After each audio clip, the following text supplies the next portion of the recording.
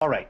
Okay, so welcome this evening. Thank you all for coming so far to Bowen Island. Well, I'm on Bowen Island anyway. Bowen Island is near Vancouver, Canada. I'm Canadian, but I work for Anaheim University, which is a virtual university. And we offer classes in a master's degree in TESOL and also an educational doctorate in TESOL, which we're just starting right now.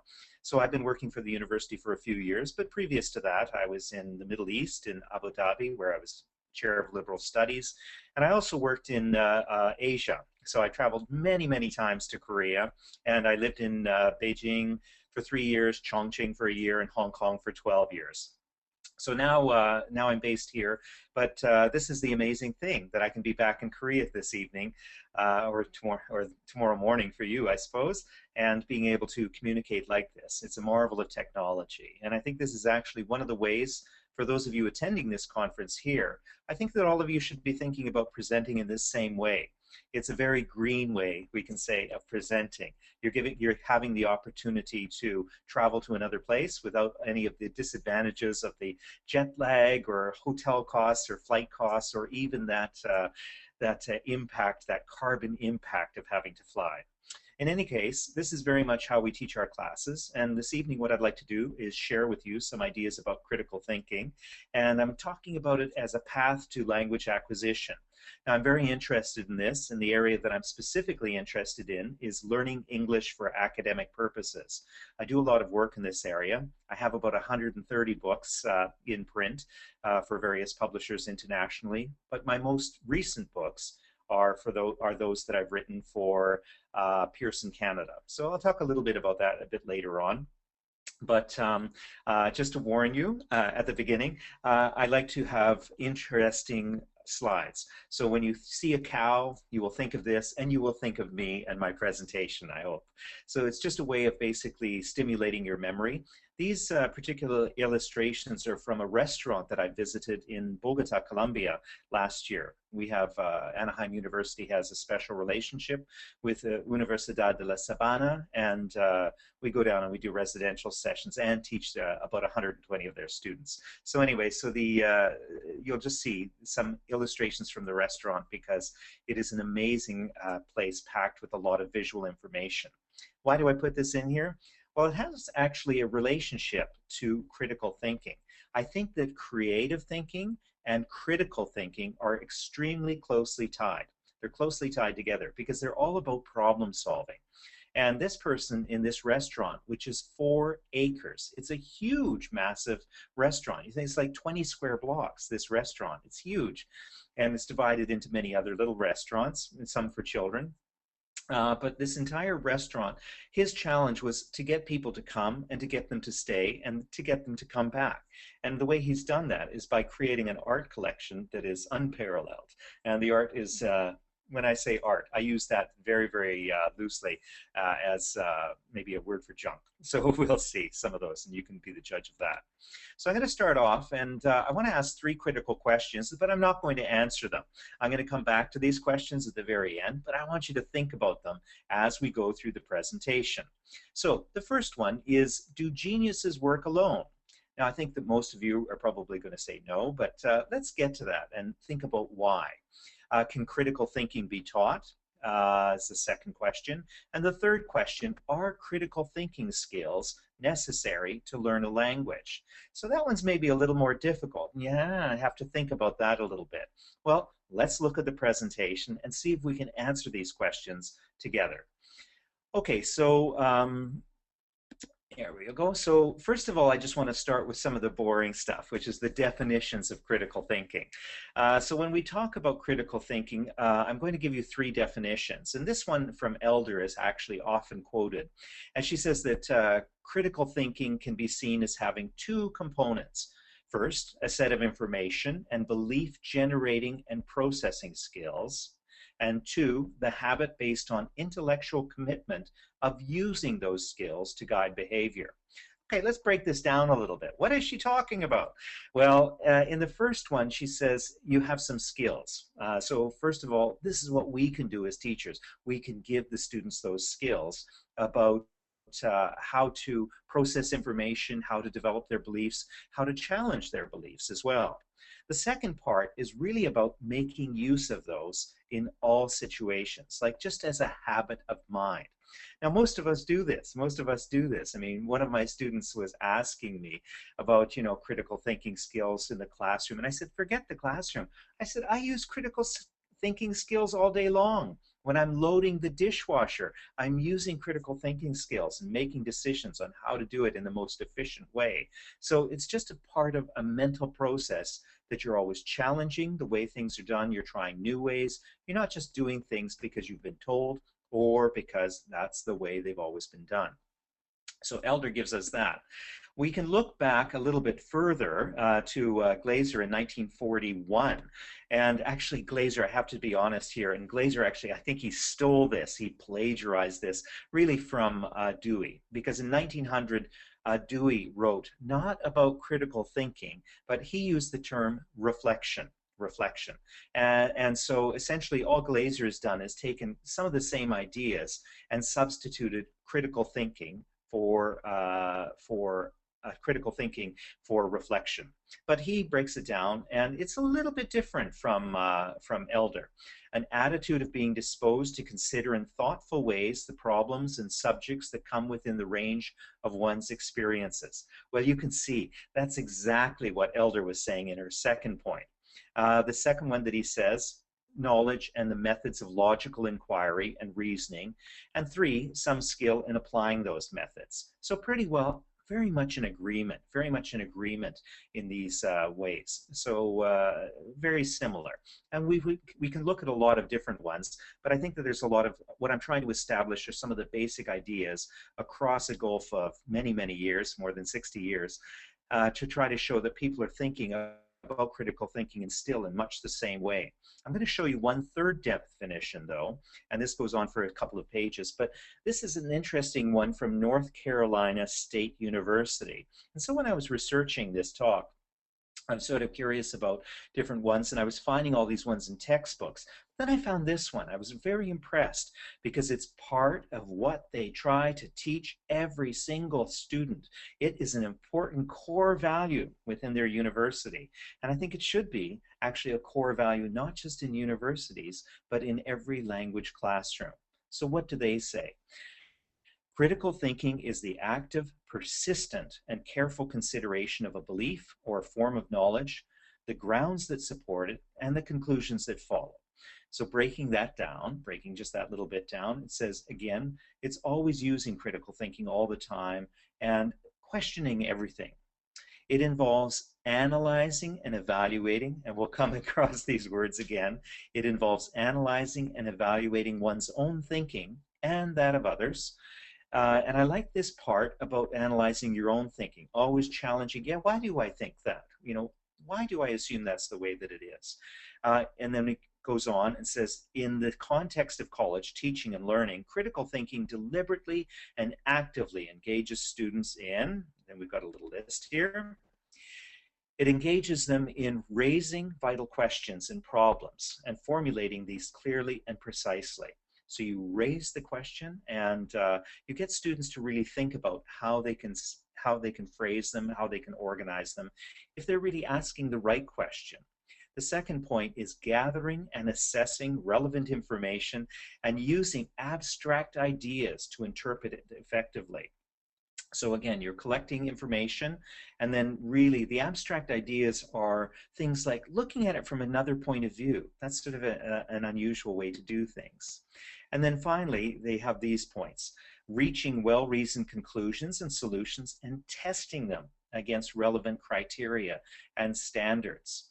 Openly considering alternative systems of thought and effectively communicating to others the analysis of and proposed solutions to complex problems. Now, I have to tell you something. I was reading through this when I first looked at it, and I got to testing, and I went, I see what they're doing.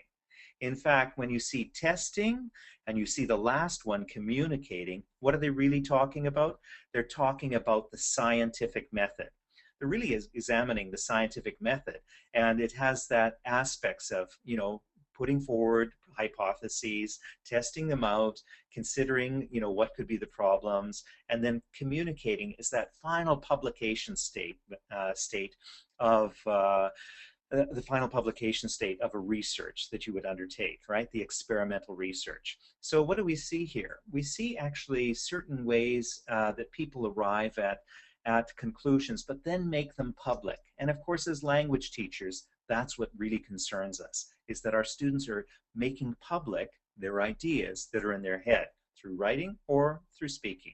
Okay, is because I write about them, and I write about them because I'm getting requests to do so.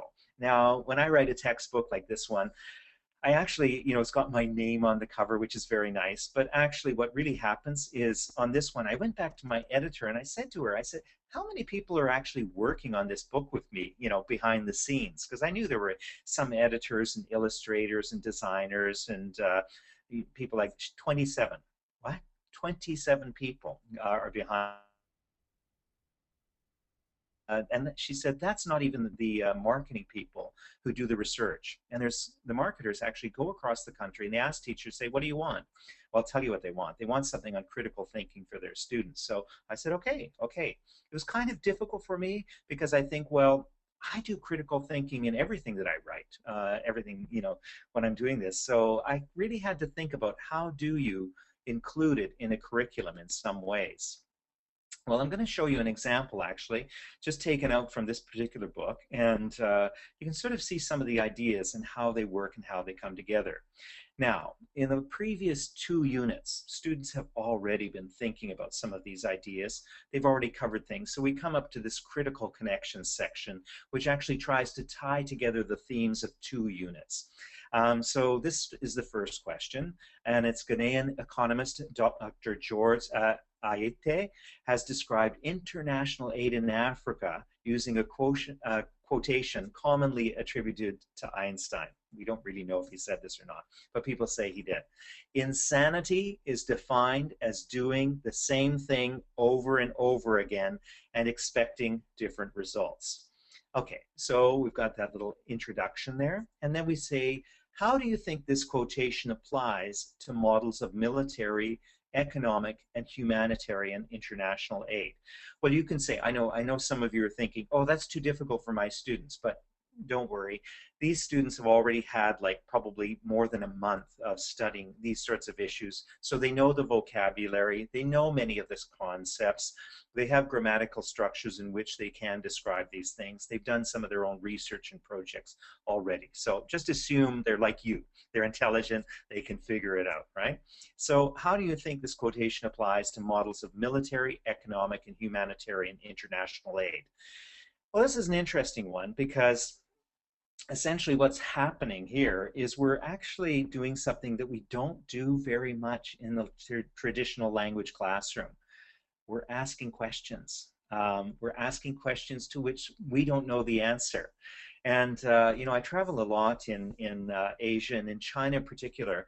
And when I first started traveling to China and working in China, I would see the work that some of my colleagues were doing, my Chinese colleagues were doing in the classroom, and I'm often taken to classroom, and I see the same thing. They ask questions, what is the capital of, Thailand? Bangkok, very good. What is this? And it's all this sort of question, answer sort of thing where the teacher knows the answer. And this is not critical thinking. This is not opening up the students to allow them to involve them in critical thinking. This does. As soon as you start asking questions to which you do not know the answer, you do not maybe even know if there is an answer, then you're allowing students to engage in critical thinking, right? Let's look a little bit more on this. So it goes on.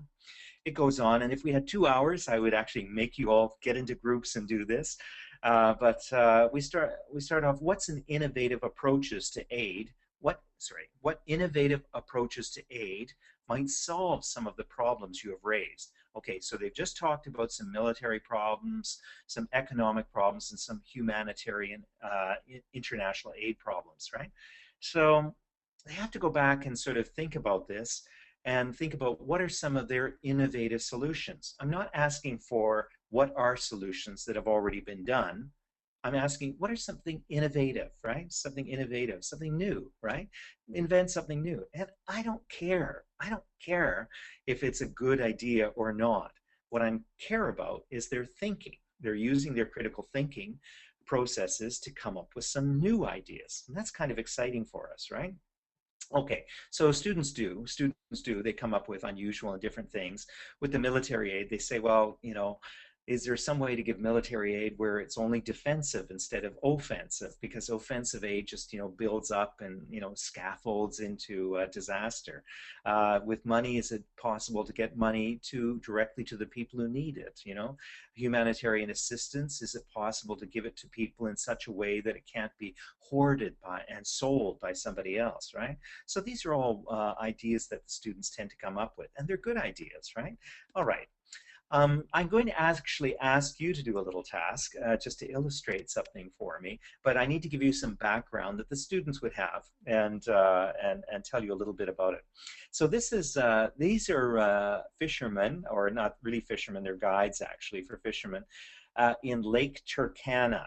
Lake Turkana. Now, Lake Turkana is this huge lake in Kenya. It's a big, big, massive, massive lake in the middle of the desert, in the middle of Kenya.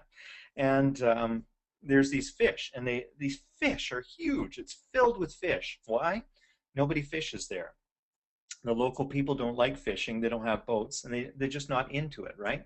So it seems like it's a great resource and an opportunity to do something interesting, right? Okay, well, let's look at this.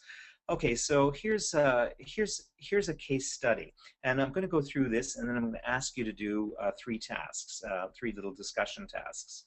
Okay, so consider the following case study. This is what the students have to do. In the 1980s, Norway built a fish processing plant on the shores of Lake Turkana, Kenya, to help economically disadvantaged local tribes people. So the people around the area are very, very poor. I mean, absolutely dirt poor. They have nothing. They have nothing. And of course, they often suffer enormously during times of famine and of course, war and other things that cross over. They're very, very susceptible to problems. Okay, so they suffer during frequent droughts. The water dries up and they have enormous problems. However, and this is just part that I haven't read, I don't have it in red in the book, but however, the Norwegian donors were unaware or unconcerned that the local people had a nomadic livestock herding lifestyle. Okay, and no interest in learning to fish. All right. Okay, so they built this huge big fish plant. They spent millions and millions of dollars building it. And they thought, yes, then the people will be able to fish. But actually, they weren't interested in it. These people love their cows. They are cow people. That's really what is most important to them in life. They eat cow meat. They drink the cow milk. They even cut in the cow's neck a small incision, and they let the blood come out, and then they stir it up, and then they drink the blood. When you want to get married, you have to use cows to trade someone some cows for their daughter so you can get married. A wealthy man and an important man in the tribe is someone who has a lot of cows. So all of these things are really, it's cow culture. That's all they think about morning, noon, and night is all about cows. And they follow their cows around as they graze. But of course, if there is a big drought, then that's when the cows start to die and they're in enormous trouble, okay? So, but you have to think about the mindset of the people. So the multi-million-dollar plant today sits vacant. Nobody uses it, nothing in there, right? It's just all the machinery, everything there, but it's absolutely not used. Even if it had interested the local population. So even if they said, oh, come on, guys, let's learn to fish, let's get some boats, let's do this, there's a big fishing plant, it was too far from potential markets, right? So you think about it, it's in the middle of the desert. How are you supposed to get the fish from the lake to the city, right? Well, then you need roads, and then you need trucks to go on the roads, and then you need this and you need that, and in the end, of course, it's not economically viable. It's not really something that would ever have worked, right? Okay, all right. Okay, so let me just change my webcam here a little bit, And I'm going to bring that to front. Okay, now this is what I'm going to ask you to do. I'm going to give you some little tasks, and I'm going to give you about 3 minutes to think about them. So you're going to have to think fast. You can just talk to. Ideally, I would love you to talk to in small groups, but it looks like we have a small group, so that's fine. All I want you to do is with the person next to you. I want you to look at one of these questions, any one, and if we can divide it up and maybe try to talk about different ones, that would be great. But that's all right. Okay, so the first question is, what should have been done before Norway spent millions building the fish plant? First question. Second question, what is one innovative use to which the fish plant may now be put? What could you use it for now, right? It's a big building, huge warehouse sort of looking building, got some machinery in it, but you could move that around. And the third one, what might be an innovative project that would help these Turkana people? So what would be something you could do that would really, really help these people more than a fish plant, right?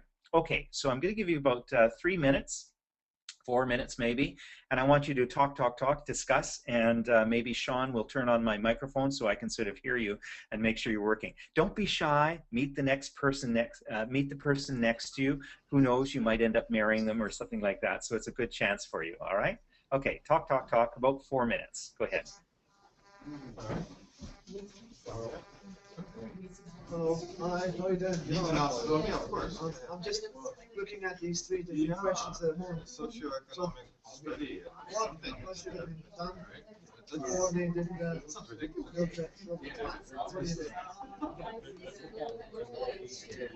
Okay. Yeah, it needs analysis. Yeah, it needs analysis. Some kind of consultation.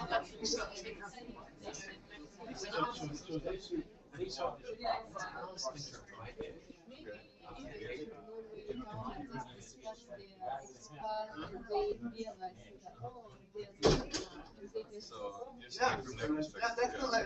I agree. Because or lakes in Norway, so they are obviously thinking on a Norwegian model for the Kenyans. So there's a cross-cultural problem here. Yeah. We don't have enough information. What about innovative use for the fish plant? I've got an idea.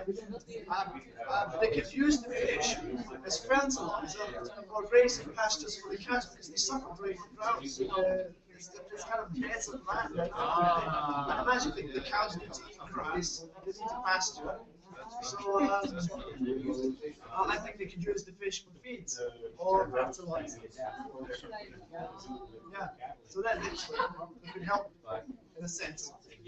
I don't know if that's right. I know there's problems nowadays with people trying to do these certain things with nature that leads to problems, especially with cows with BSC. Of course, I don't want to affect their livestock.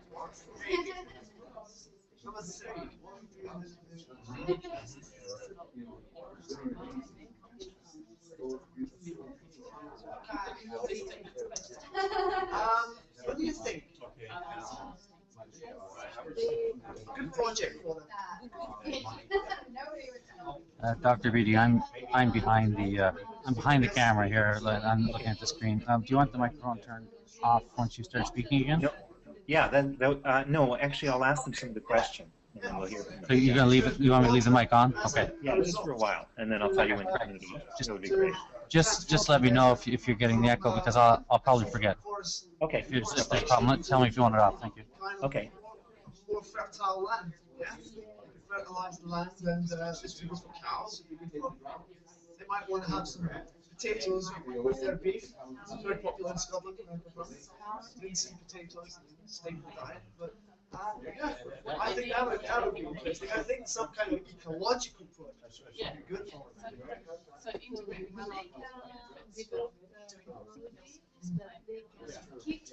Is he listening? Yes, I am listening. The cows die in droughts, so they waste in salt water. have this lake. The lake is not fresh water? The lake is not fresh water? Yeah. The cows die in droughts, right? Immigration project, yes. So the lake is salt water. Excellent immigration project.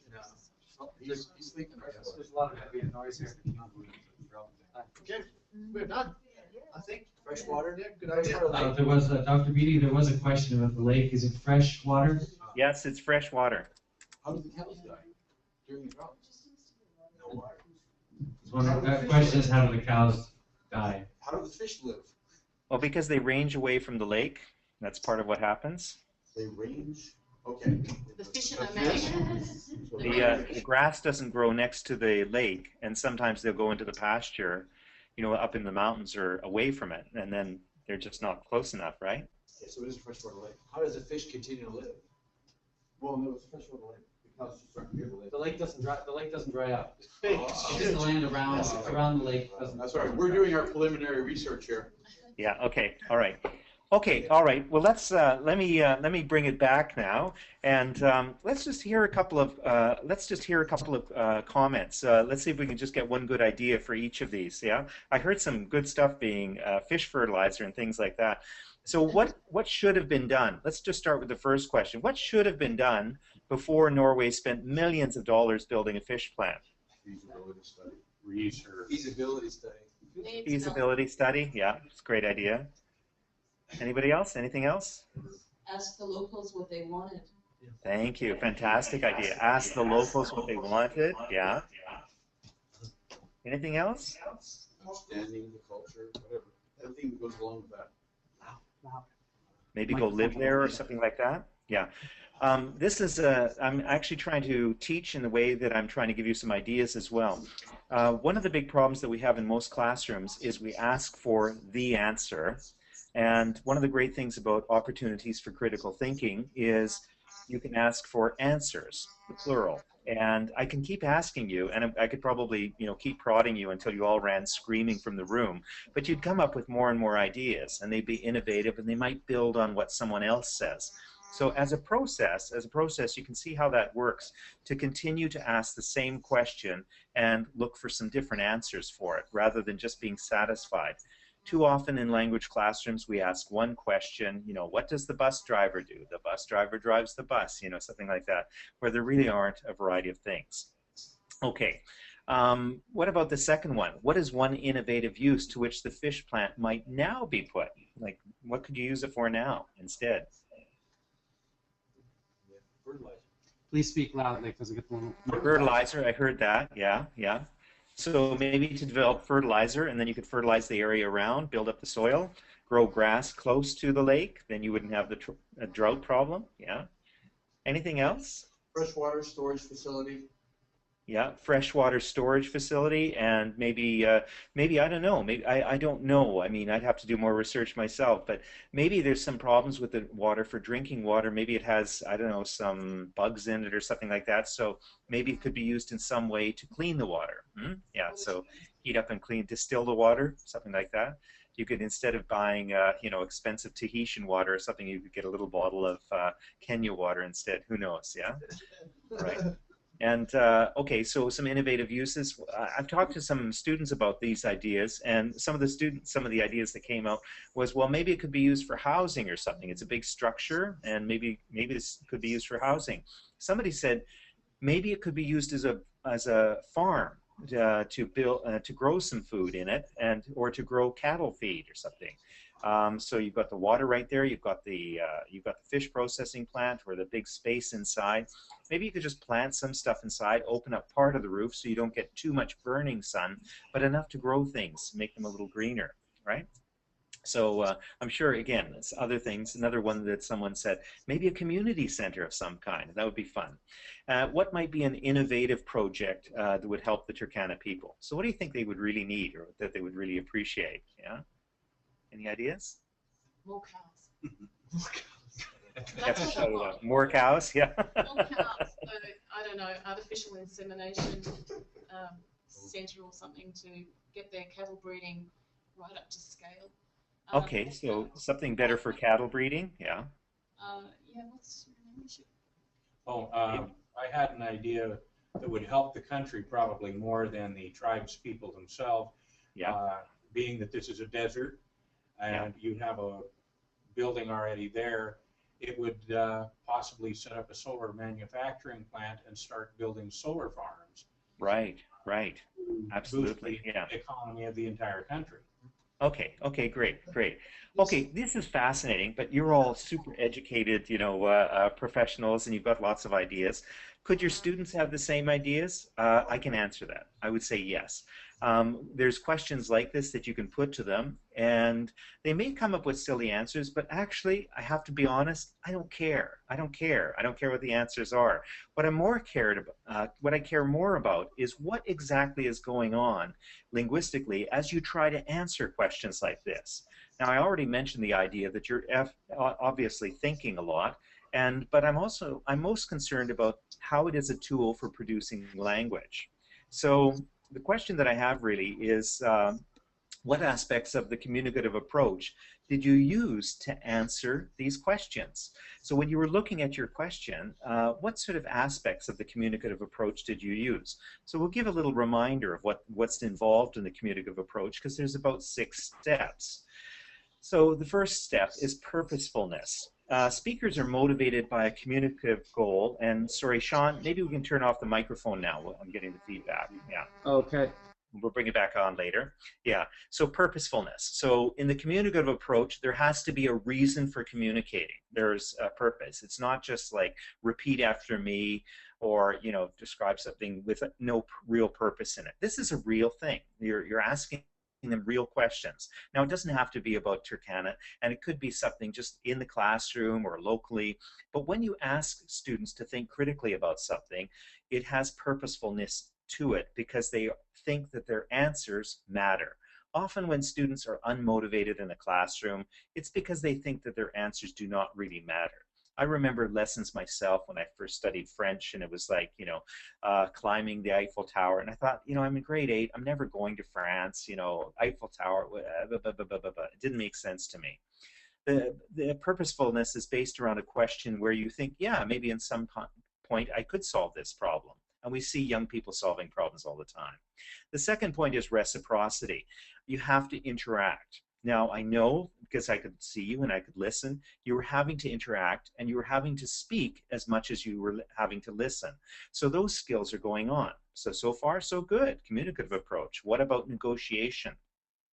Following from the above, they may need to check and to repair the communication in order to be understood by each other. So I know you did this. I know as you were going through, you were sort of saying, well, do you mean this or do you mean that? The person was saying, explaining themselves a bit more, and we do repair, which is when I say something, I live in America, I mean, I work in America, I live in Canada. That's repair in a language, and I know that you're doing that as well. All of this negotiation of meaning is going on, and that's vital to communication, but more importantly, it's vital to building their language capacity. And of course, they're going to use scaffolded learning in this as well, in the negotiation. So you say, oh, they should use fish food, and somebody else says, oh, do you mean fertilizer? Well, in a classroom situation, that fish food going to fertilizer or food for the soil going to fertilizer is scaffolded learning where you're introducing new vocabulary items. So that's where the acquisition of language is taking place. What else? There's 3 other points. Synchronicity. This is a straightforward one, but the exchange, especially if it's spoken, usually takes place in real time. The communicative approach is all about real-time speaking. It's not like, how are you?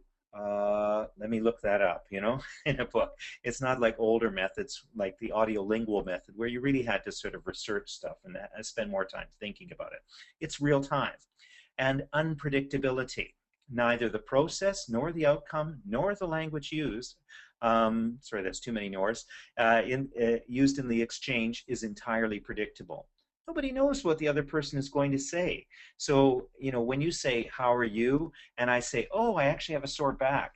I know this happens because when I travel in Asia, little kids run up to me and see that I'm, not Asian, and they say, hello, hello, how are you? And I say, oh, I'm fine, thanks. How are you? And what's your name or something? Then they run away because, of course, you're asking something that is unpredictable, and they can't deal with that. But Unpredictability is a basic component of every conversation that you have every day. You go into Starbucks. I know you want coffee, but I don't know if you want a soy latte or something else. You just don't know. So it's the unpredictability that we build into tasks like this. And again, that's all about promoting language acquisition as people introduce new words, have to express things in unexpected ways, and they struggle. I think that language is all about struggling a little bit, and I think that's good. And the last one is the heterogeneity of it. And this is really, really important because in many language classrooms, we expect students to say things in a certain way. There is a certain way in the textbook that they say it, right?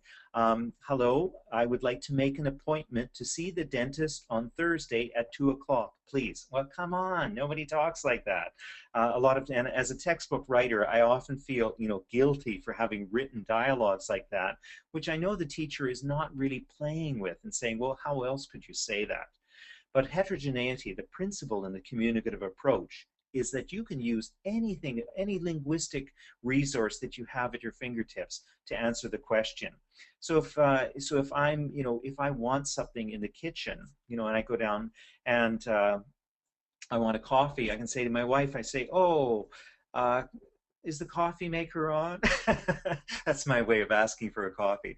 Could you get me one, right? She knows it. Or I can say, how about some Java? Or would you like a coffee? Or do you feel like a coffee now? There's so many different ways of expressing the same thing. We're not limited to a single approach. And all of you, when you forget vocabulary, you have all those words like, I need one of those thingamajigs, or, I need something to do something, right? So we have a lot of linguistic sort of ability to deal with unusual situations based on this heterogeneity. We're allowed to use anything, and that's the way that it should be. Okay, so a range of critical thinking tasks can be used as opportunities to enhance language learning. So what sort of range do we have? Well, we can go back to Bloom's taxonomy. It's been, of course, updated now, but we're really looking at the upper end of it, which in language classrooms we don't do enough. So analyzing things, so asking students to break it down. And these are all words. If you start using these words in your language classroom more, then you're inspiring students to engage in critical thinking. Break it down, compare something, contrast, diagram it. I love that one, right? Draw something out, right? Draw your trip to school today. What? Draw a map, draw a map of all the things that you passed today. And then let's talk about that, right? Deconstruct, differentiate, discriminate, they go on, right? There's lots of different words that we can use there. Synthesize, categorize, combine, compile, explain, okay? Things like explain and tell, we're getting back to that thing of sharing the information in some ways. Organize the stuff, rearrange, reconstruct, relate. There's so many ways we can put ideas together. And when we do that, again, you're forcing students to think critically. And I don't care how old they are. If it's very, very young children in a beginning class, you can still say, why don't you think of 3 ways to organize the blocks or something? I don't know. And what are they going to do? They might organize them by color. They might organize them by size. They might organize them just by stacking them or something. But it's what it's doing, and it's forcing them to think. And then the next step in the language classroom is asking them to explain what they're thinking. If you have 2 students do it together, then they have to negotiate meaning. They have to talk. How are they going to do that? They don't have the vocabulary. That's heterogeneity. They're using all the linguistic resources at their disposal to accomplish the task, no matter how difficult, right? So it's possible. Evaluate as well. Evaluate, and the word that I really like in this one is defend. So make a choice and then defend it. So again, ask students a question to do something and then say, is that the best one? Can you think of something else? Why do you think that's the best one? It forces students into a whole series of linguistic situations, which you might say, oh, but that's hard. But that's life. That's what students really, really have to do. They have to use these linguistic resources. They have to use all these questions or answer these questions in real life. This is just what they have to do. And one of the problems that we have in so many language classrooms today is that students come out of them basically knowing how to say, how are you, I am fine, and all those set little sentences that should have gone out with the audiolingual method, but they're still doing it. They're still doing grammar translation, and they're not really able to communicate in English. The communicative approach is all about using those techniques to do that. Okay, so there's a few continua that I think, where does this take place? The question is, where does it take place? Well, is it best working with individual students or pair or small group or large groups? What about skills? You know, one skill, probably not. Two skills, reading, speaking and listening, or reading and writing is better. Three skills makes it more interesting, and of course, four skills is great. People always ask me, inauthentic text, constructed text, authentic. Everybody wants authentic materials, and that's a big buzzword. But when you think about something like a menu, well, an inauthentic menu is, you know, a sheet of paper with 3 items on it, says juice, milk, hot chocolate or something. And, you know, you don't go into a restaurant and find a menu like that. That's inauthentic. But a constructed one is where you take a menu from a restaurant and you sort of take off some of the things that's a little confusing to students, and maybe it's easier as a teaching tool to do so. The last one is strategies, and we introduce strategies to the students. They practice those strategies and internalize them until they're skills, right? Things like alphabetizing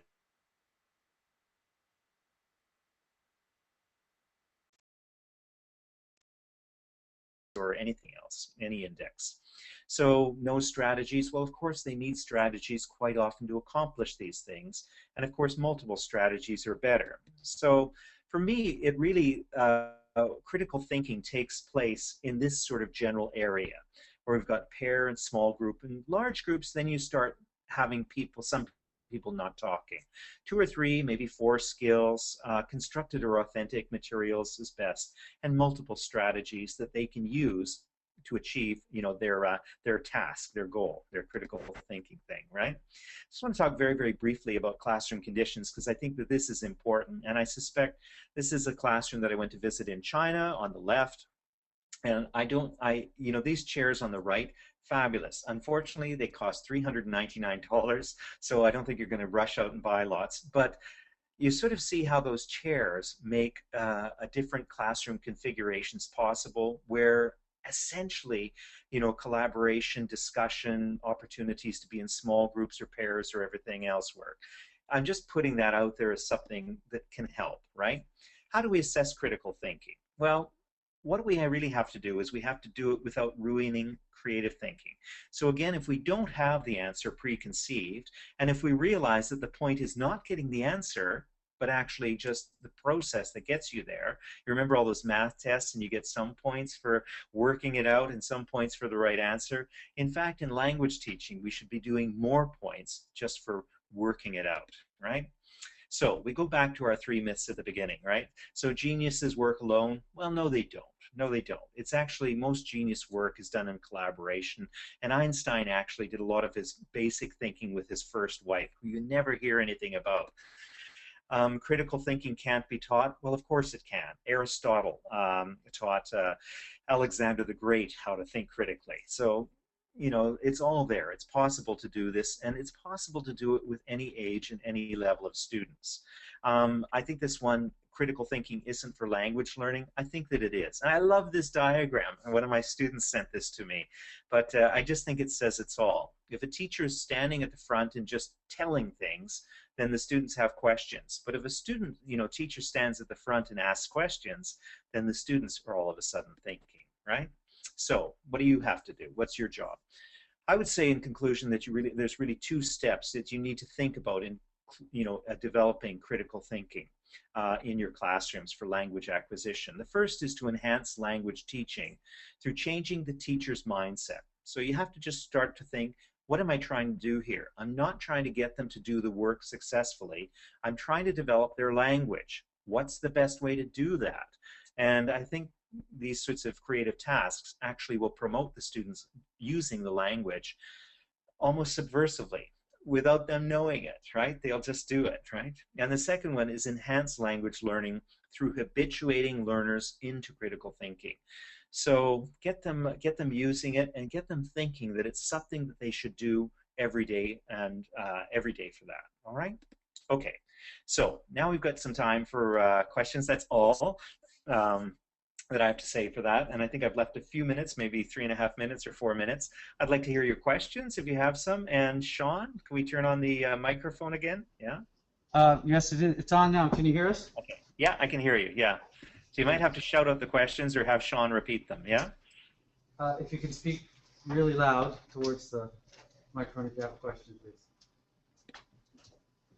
Don't be shy. Yeah. Go ahead. Some of us have been here for a long time, and we've heard the chorus of people making generalizations about, oh, the problem, or one of the differences in Korea is that students aren't taught critical thinking all the way through the system. It's the rote learning kind of thing. But could you summarize that kind of talk in the States? How is it in the States? What generalizations do people make over there? Because I noted you said people are crying out for, oh, we need more critical thinking. But from our point of view, we're thinking, oh no, the West knows how to do it all, and Korea's got the problem. But yeah, it's a bit black and white. Yeah. First of all, I just have to mention this, and I'm not American. I am Canadian. But this was a great statistic that came out in 1996. There was a study done of math scores worldwide, and the really interesting statistics came up because they looked at attitudes as well. And actually, it was the Koreans who came #1 in the math scores, right? Out of 10 nations. And out of those 10 nations, the Americans came 10th, the lowest. But this is the interesting thing. The Koreans thought they were the worst. When you're asked, they say, oh, my math is so terrible, things like that. But the Americans thought they were the best. They thought, yeah, I'm great at math. So it's actually a part of perception about all of these things. To answer your question, what are some of the attitudes about what's working in the States? I find it's a mishmash. In Korea, I find education very driven by the ministry and by the Ministry of Education and by the parents and by the school systems. It's all driven that way. In America, it's not.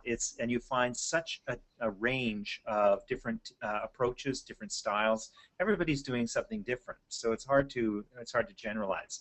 But I think out of that, everybody doing something different, once in a while, we discover something that's interesting. And I'm the first to admit it, that critical thinking is this year's buzzword.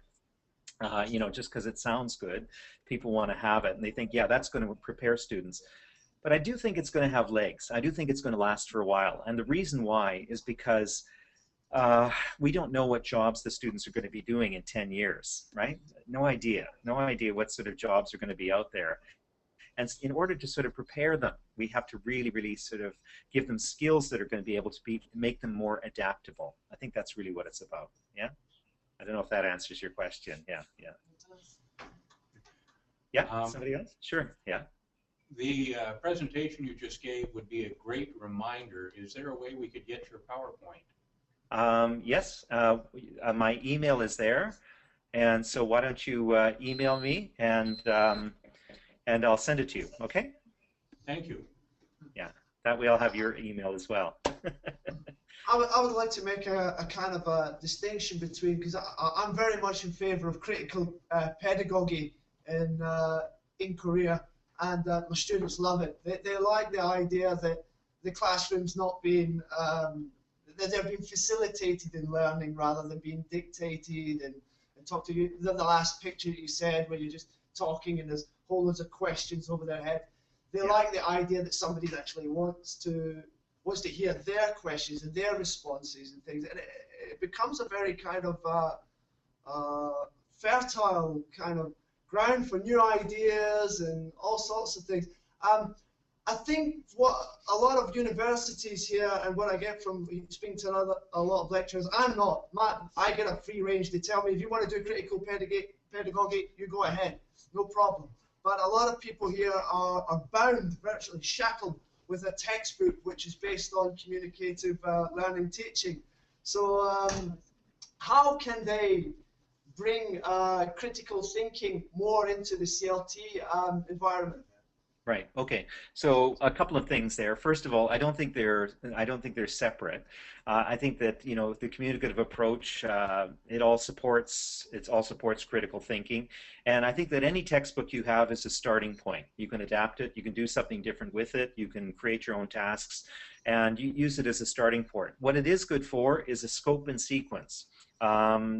A lot of time I go into classrooms, and in Canada as well, and I'm saying, so what books do you use? Oh, well, I use a bit of this and a photocopy of that, and sometimes I take things off the web, and it sounds great. Like, it sounds like they're working hard and creating materials and doing things, but what they're really not doing is having a scope of everything that should be taught, and they're not doing it in a sequential way, and there's no revisiting, so there's a lot of problems like that. But in terms of the other thing that's happening in Korea, I know, and throughout Asia, they get to the end of it, and it doesn't matter what you do in the classroom, because it's that same true-false test, that same multiple guess test at the end of it that nobody has any choice about. So teachers end up being pressured into teaching to that sort of a test. So that's what I see as actually the major challenge. What needs to happen? You need to use things like critical thinking to show results. And one of the ways you can do that is actually doing research in your own classroom. Action research doesn't have to be big, anything, but something in order to convince a couple of other teachers that you work with, maybe your supervisor, head, principal, whatever, dean, and then publish, share it. Come to this conference next year and share what you've tried to do with critical thinking. See, did it work for you? What worked best? And basically let it become a virus infecting everybody else's ideas. That's really I might just do that. I might just do that, Ken, because it's working at our school, and my kids love it. They wouldn't have. They're like, throw that book away, and let's just talk, and let's talk about social problems and other things that are in their world, and what's going to happen after they leave university. They want to talk about their lives. Yeah. They don't normally get a chance to do that much. Yeah, yeah. Do we have time for another one? One last question? Yeah. Anyone else? Her in the back. Nice and loud, please. I really into your ideas, and I want to try thinking. Sorry, I can't hear a thing. Yeah, there we are. I'm really into your ideas, and I want to try thinking skill quantitative lessons, like you said. The problem is my students, they are elementary school students, their English is not enough. They barely know alphabet, and they just know some basic words. In that case, is it those lessons are possible? Yeah. Yeah, it's still possible. It's still possible to engage them in critical thinking.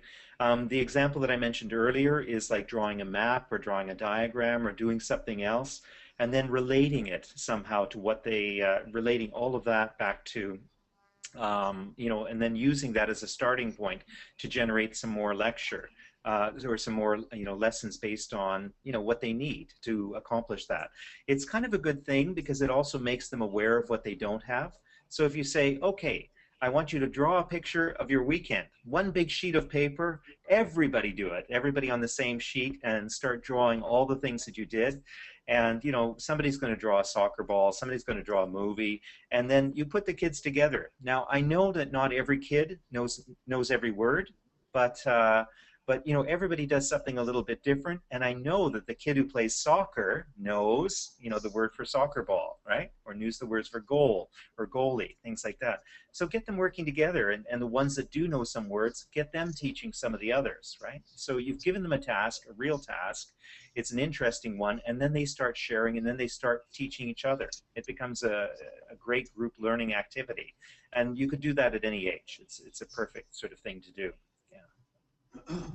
All right. I think we're out of time now. Dr. Beatty, I'd like to thank you very much for your time. Thank you. Thanks for having me. Yeah. I wish I was in Korea going out for wonderful Korean food after this instead of, yeah. Next year, maybe. Next year. Yeah. Next year. Find it in a bit of way to send some. Or we bring you to the international conference. Yes, yes. I've often been to the international conference. I enjoyed it very much. Yeah.